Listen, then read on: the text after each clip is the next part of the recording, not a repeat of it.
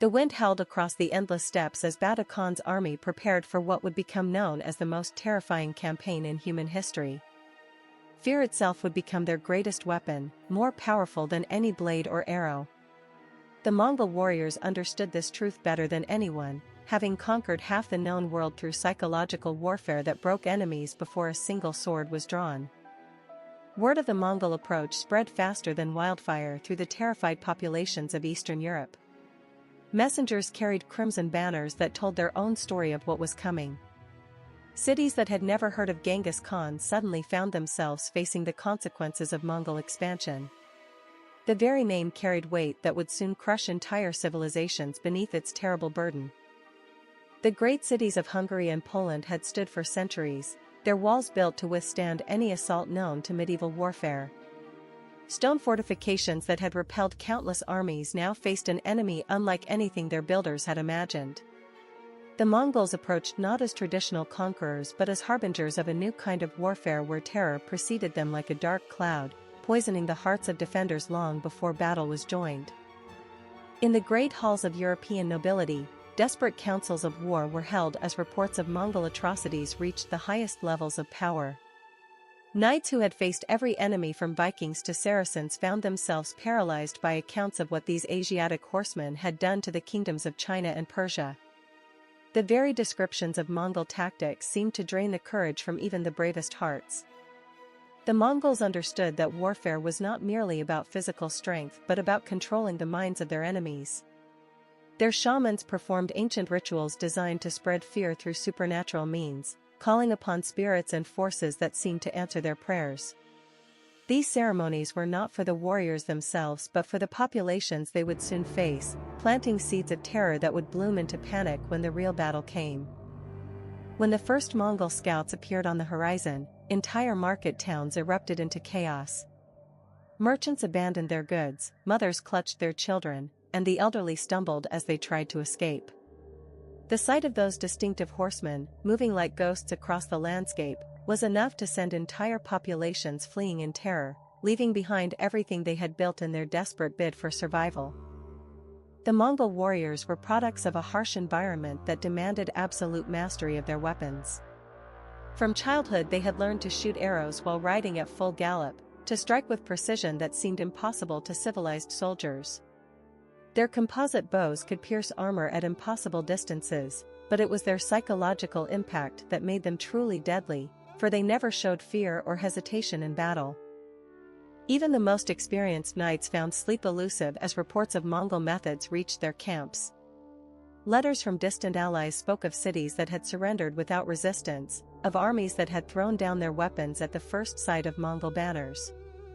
The bravest warriors discovered that courage meant little when facing an enemy that seemed to feed on fear itself.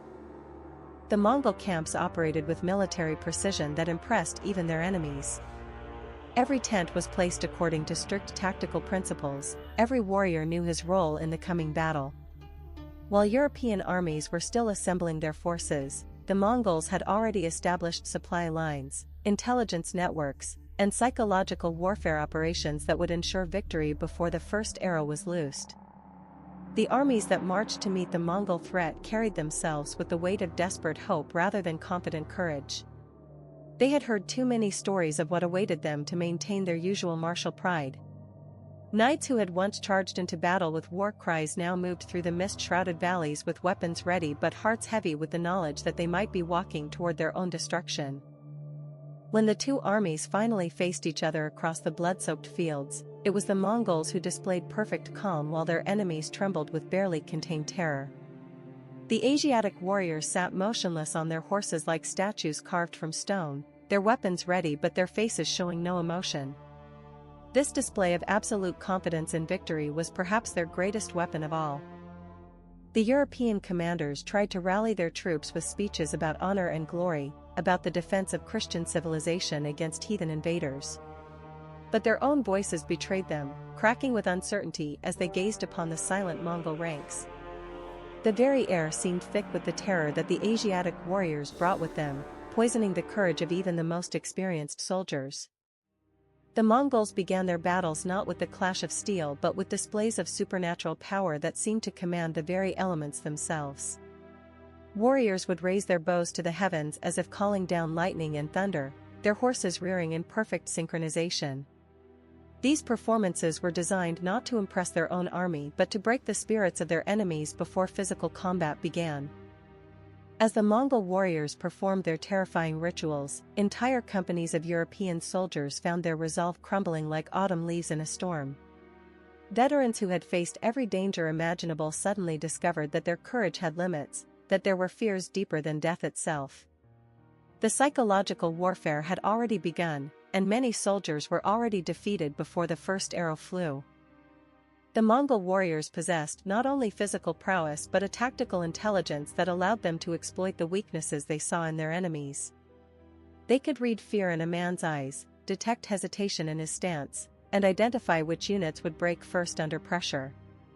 This ability to psychologically profile entire armies gave them an advantage that no amount of armor or training could overcome. Some brave souls still found the courage to charge, to meet the Mongol threat with traditional knightly valor. These warriors rode forward with lances lowered and prayers on their lips, determined to prove that European martial tradition could overcome Asiatic cunning. But their bravery, however admirable, was built on foundations that the Mongols had already begun to undermine through their masterful use of fear as a weapon. The first arrows flew with a whistle that seemed to carry the death songs of entire civilizations. Mongol archers could strike with accuracy that defied belief, loosing shafts while riding at full gallop that would find their marks in armor gaps no larger than a coin. These volleys were not merely attacks but demonstrations of the impossible skill that their enemies would have to face, adding to the growing sense of hopelessness that gripped the European forces. The first casualties fell with arrows that seemed to seek out their targets with supernatural guidance. Armor that had protected against every enemy now proved inadequate against Mongol archery, and the sight of brave knights struck down by invisible death from impossible distances began to spread panic through the ranks. Each fallen warrior carried with him the growing certainty that they faced not merely human enemies but something far more deadly. As the Mongol arrows continued to rain down with deadly precision, entire units of European soldiers found their courage finally broken. They threw down their weapons not in defeat but in desperate hope for mercy, raising their hands in surrender to enemies they now viewed as something beyond human. The Mongols had achieved what no army could accomplish through force of arms alone. They had broken the will to fight through pure psychological dominance. The Mongol commanders watched with satisfaction as their psychological warfare achieved its intended results. They understood that true victory came not from killing every enemy but from breaking their spirit so completely that resistance became impossible. This mastery of fear as a weapon had allowed them to conquer territories that would have required armies 10 times their size if fought through traditional means alone. For those cities that dared resist, the Mongols had prepared punishments that would echo through history. Flames consumed entire districts while their riders moved through the streets like agents of divine wrath, sparing neither age nor gender in their terrible justice. These displays of absolute destruction served as warnings to every other settlement that might consider standing against the Mongol tide, ensuring that most would surrender without resistance. Even the highest nobility found themselves reduced to groveling before Mongol commanders, their pride shattered by the reality of what they faced. These men who had once ruled vast territories now knelt in the dust, offering everything they possessed in exchange for their miserable lives. The Mongols accepted these submissions not out of mercy but as proof of their psychological dominance over entire civilizations. The piles of surrendered weapons grew higher with each passing day, monuments to the power of fear over courage. Armor that had been crafted by the finest smiths, swords that had been blessed by priests, all of it was rendered meaningless by the Mongol understanding that true warfare was fought in the mind rather than on the battlefield. Victory came not through superior arms but through superior terror. News of Mongol victories spread like wildfire through the terrified populations of Europe, carried by messengers who rode as if pursued by demons themselves. These riders carried not just information but the very essence of terror, their arrival in any settlement enough to send entire populations fleeing into the wilderness. The Mongols had created a network of fear that extended far beyond their actual military presence. Even the holiest places found no sanctuary from the Mongol advance, as monasteries that had stood for centuries were suddenly emptied of their inhabitants. Monks carried their most precious relics while terrified civilians helped load whatever could be saved onto carts, all of them fleeing from enemies who showed no respect for sacred ground. The very idea that nowhere was safe began to poison the collective soul of European civilization. The Mongols understood that mercy was sometimes the cruelest punishment of all, for those who lived to tell the tale would spread terror far more effectively than any executioner. Mass graves became monuments to their psychological warfare, silent testimonies to what awaited any who dared resist their inexorable advance. These sites of death became centers of fear that radiated outward like ripples in a dark pond. Cities that had once been proud fortresses now opened their gates like flowers blooming in death, their white flags fluttering in surrender to enemies they could not hope to understand. The citizens who had watched from those walls as other settlements were destroyed now faced the same choice: submit completely or face annihilation. Most chose survival over honor, their decision made not from cowardice but from the terrible knowledge of what resistance would bring. While their enemies lay awake in terror, the Mongol warriors slept peacefully in the knowledge that fear had done their work for them.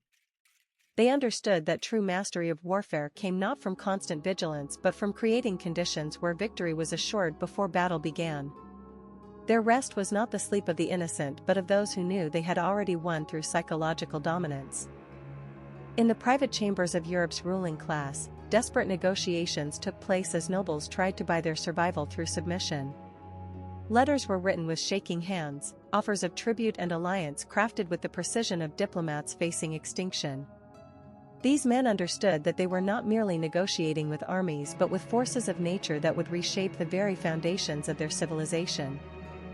The Mongol scouts moved like ghosts across the landscape, their presence enough to send entire regions into panic without firing a single arrow. These lone riders carried with them the weight of an entire empire's expansion, their very visibility serving as proof that no place remained hidden from Mongol reach. Each scout was a messenger of terror, announcing the approach of forces that could not be stopped. The roads of Europe filled with refugees fleeing from enemies they could not comprehend, families abandoning everything they had built in desperate bids for survival. Children who had never known hunger now cried from exhaustion while their parents pushed carts loaded with precious possessions that would likely be lost anyway. The Mongol advance created rivers of human misery that would reshape entire regions for generations to come. From the heights of conquered fortifications, the Mongol warriors surveyed territories that had fallen without the need for bloody siege warfare. These victories represented the culmination of their masterful understanding that true conquest came through breaking the enemy's will rather than their bodies. Each castle that opened its gates represented not a battle won but a mind conquered through the careful application of terror. Great cities that had once been centers of European power now flew white banners from every tower, their surrender complete and absolute. The Mongol warriors rode through streets that had been prepared for their arrival, past citizens who watched from windows with faces that showed the terrible knowledge of what their submission meant. These were not conquered cities but psychological victories made manifest in stone and steel. The ceremonies of submission became elaborate displays of psychological dominance, where defeated nobles were forced to present tribute with the same reverence they might have shown to divine beings. These rituals served not merely to extract wealth but to demonstrate to all witnesses that the old order had been completely overturned. The Mongols understood that true conquest required not just military victory but the complete reordering of social hierarchies through fear and submission. The greatest warriors of European civilization found themselves reduced to begging for their lives, offering swords that had been crafted by master smiths and blessed by priests. These weapons, symbols of knightly honor and Christian virtue, were now presented to enemies who understood neither chivalry nor faith. The Mongols accepted these offerings not as signs of respect but as proof of their absolute psychological dominance over cultures built on concepts of honor and glory. The battlefields that the Mongols left behind told stories not of glorious combat but of complete psychological collapse. Enemies lay scattered not from wounds but from the sheer terror facing forces they could not comprehend. The Mongols had achieved victories through fear so complete that their enemies had often died from heart failure rather than sword thrusts, their bodies evidence of warfare fought entirely in the realm of the mind. For those settlements that dared resist even after witnessing the fate of others, the Mongols prepared punishments that would echo through history as warnings to all who might follow.